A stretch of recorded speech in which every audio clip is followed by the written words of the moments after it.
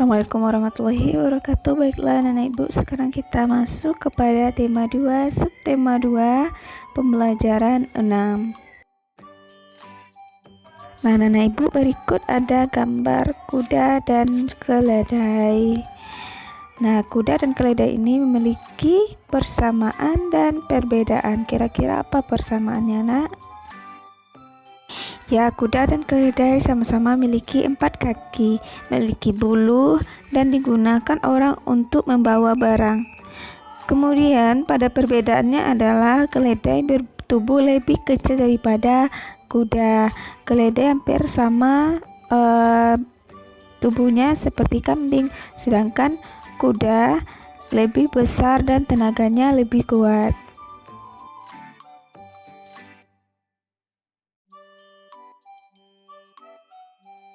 Nah, Nana Ibu, kali ini Ibu akan membacakan sebuah dongeng yang berjudul Kuda dan Keledai yang Syarat dengan Beban.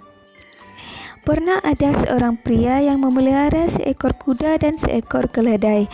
Kebiasaan pria tersebut memuati keledainya dengan beban yang berat.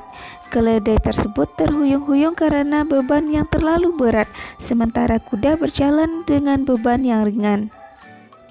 Suatu hari mereka melakukan perjalanan. Keledai berkata kepada kuda, "Maukah kamu mengangkut sebagian dari beban saya? Saya merasa sangat tidak enak badan. Jika kamu mau membawa sebagian bebanku, mungkin saya akan cepat sembuh.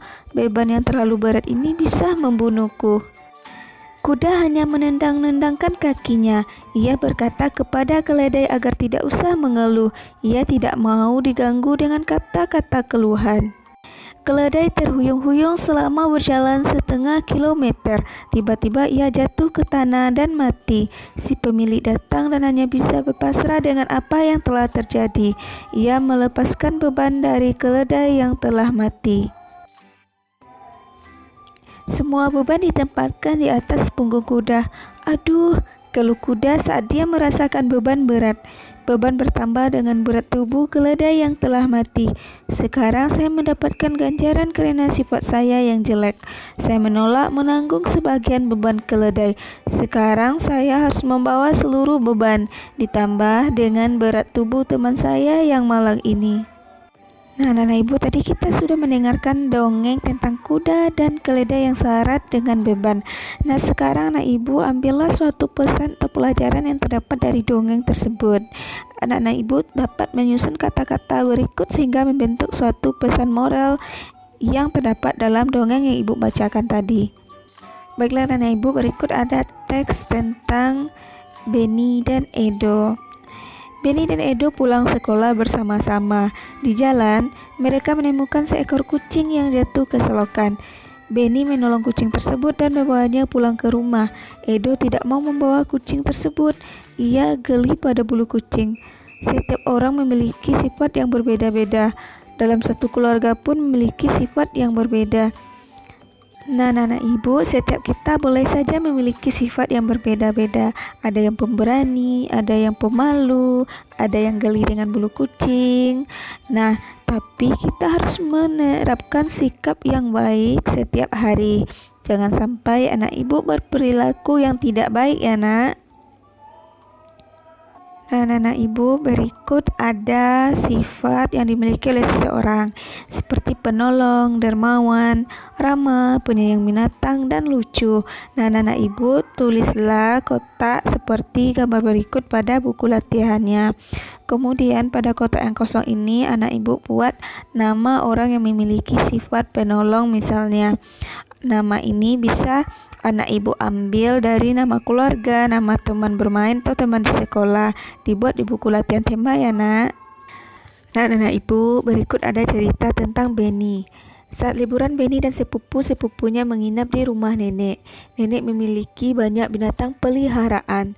Bebek, ayam, dan kambing ada di kandang belakang rumah. Penduduk desa tempat tinggal nenek banyak yang memiliki hewan ternak. Benny dan sepupu-sepupunya senang berjalan-jalan di sekitar desa. Mereka melihat banyak binatang ternak. Mereka sudah mengunjungi peternakan sapi, domba, dan bebek.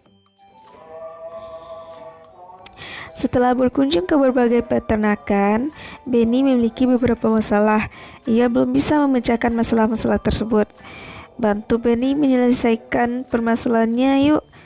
Yang pertama, di sebuah peternakan terdapat 6 kandang domba.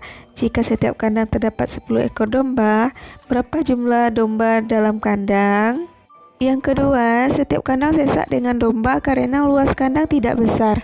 Pemilik kandang berniat membuat kandang domba lagi, sehingga jumlah kandang domba ada 10. Berapa isi domba tiap kandang? Bu, tadi permasalahannya yang pertama yaitu di sebuah peternakan terdapat 6 kandang domba.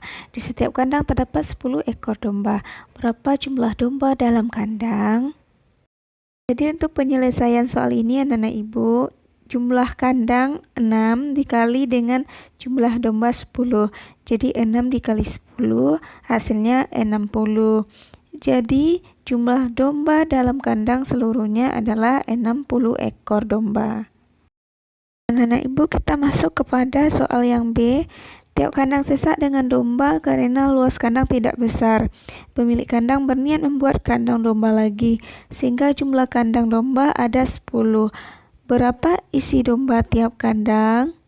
Tadi sudah kita ketahui jumlah seluruh domba adalah 60 ekor.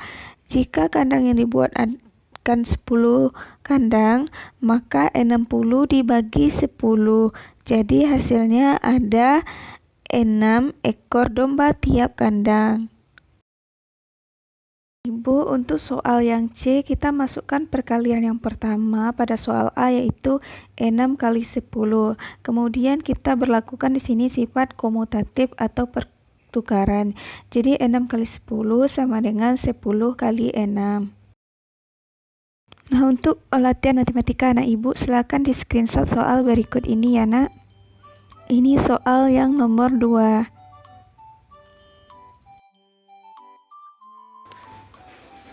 Dan selanjutnya ini adalah soal yang nomor 3.